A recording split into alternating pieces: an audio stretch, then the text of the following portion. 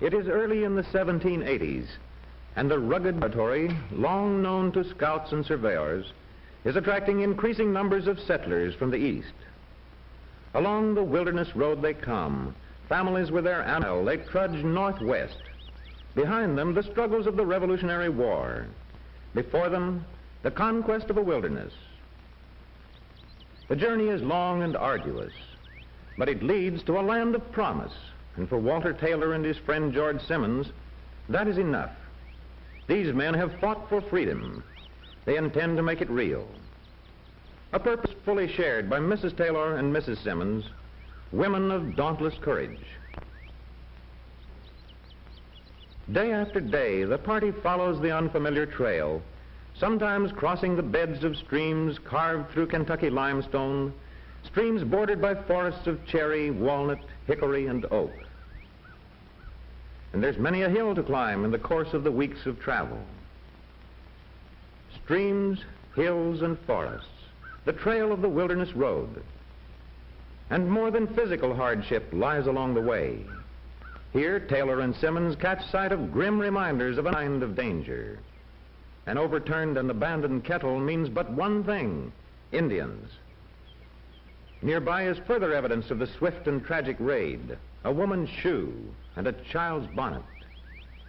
Not all who travel the wilderness road survive. But the fate that has fallen to others does not discourage these determined pioneers. They salvage the abandoned kettle and press on, knowing well the danger that surrounds them, but feeling a confidence born of courage. So the long days pass on the march, while the evenings bring pauses for the night in camps beside the trail.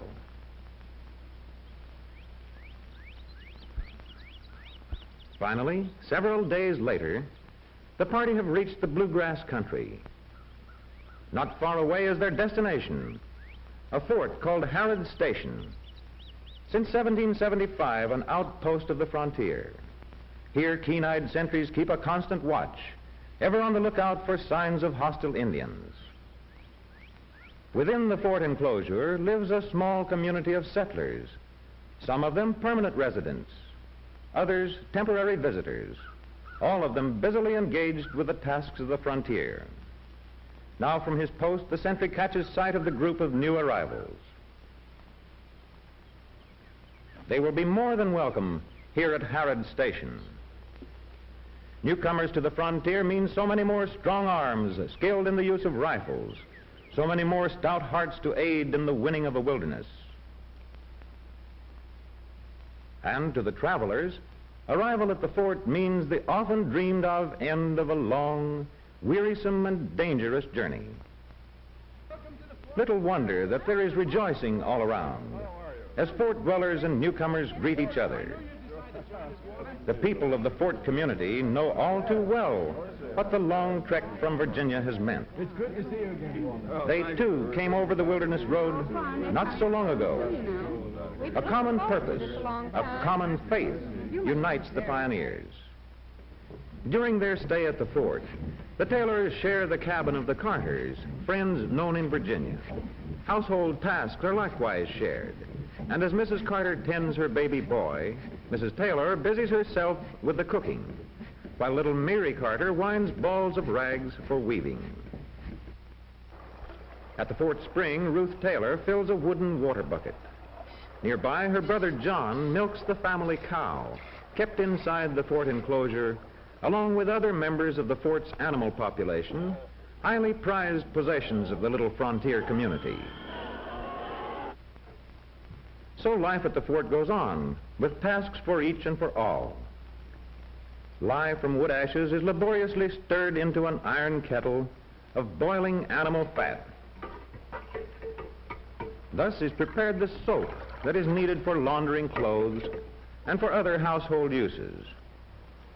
At the shop of the fort carpenter, Walter Taylor's host, Mr. Carter, is showing him the tools he can obtain here to equip himself for farming. A good strong plow, shaped by the carpenter's skillful hands, hands now engaged in fashioning household furniture. A broad axe will be needed for hewing the timbers for floors, for tables, and for benches. Yes, the carpenter, just now completing a stool for a fort household, can readily supply a number of Taylor's needs. He has helped equip many a frontiersman. Now to locate Taylor's farm site. We'll take old Jim Bradley with us. He knows this territory better than any man in the fort. How's the land around here, Mr. Bradley? Well, now I'll just tell you. If a man plants his land in corn and takes good care of it, he'll get 100 bushels the acre. With middling care, he'll get 75, and if he don't plant at all, he'll still get 50. They say at the fort that sometimes Jim Bradley does exaggerate just a little. But he scouted this territory years ago, and he knows every hill and stream. In the busy life of the fort, schooling for the children is not neglected. A clay-floored cabin serves as a classroom where elementary lessons are provided for youngsters of widely varying ages. What letter is this? A. Now for another letter, but first the A, drawn with charcoal, must be erased. Perhaps the next letter will not be quite so easy. What letter is this? There seems to be a difference of opinion.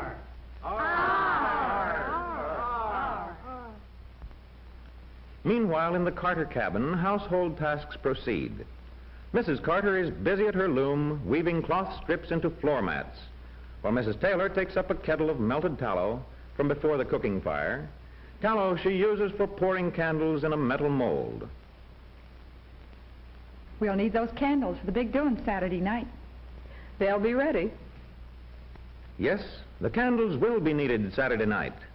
And Saturday night, they're ready. The candles are ready. The chicken fixins too, and the corn doings too.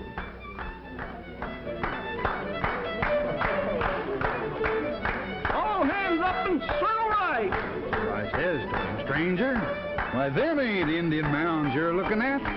Them's Tater Hills. Little old Tater Hills.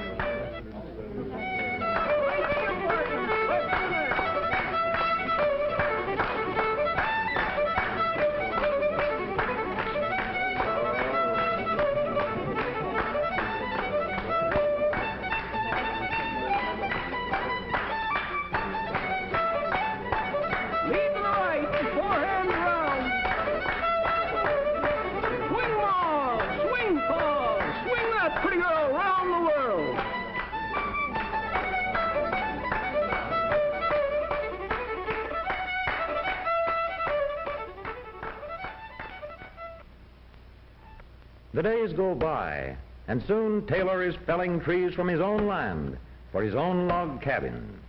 As the trees are felled, John carefully trims them, while nearby, friends proceed with the work of fitting trimmed logs into the rapidly growing cabin. And as new logs are made ready, they're carried to the builders, while Henry, the faithful Taylor slave, continues with the tree cutting. Yes, Taylor owns land now, 170 acres, and soon he'll have a new home. But before the cabin is finished, the walls must be carefully chinked with chips of wood and good firm clay. With this task, too, friends help.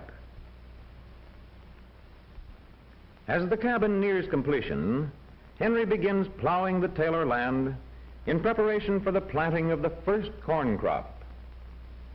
The plow is new to this soil, and it brings the promise of a richer, freer life.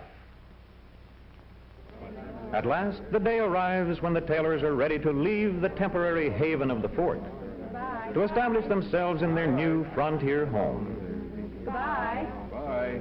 They go forth alone, but they travel toward the freedom that is their goal. Darkness is beginning to envelop the Kentucky hills and forests as the Taylors complete their journey.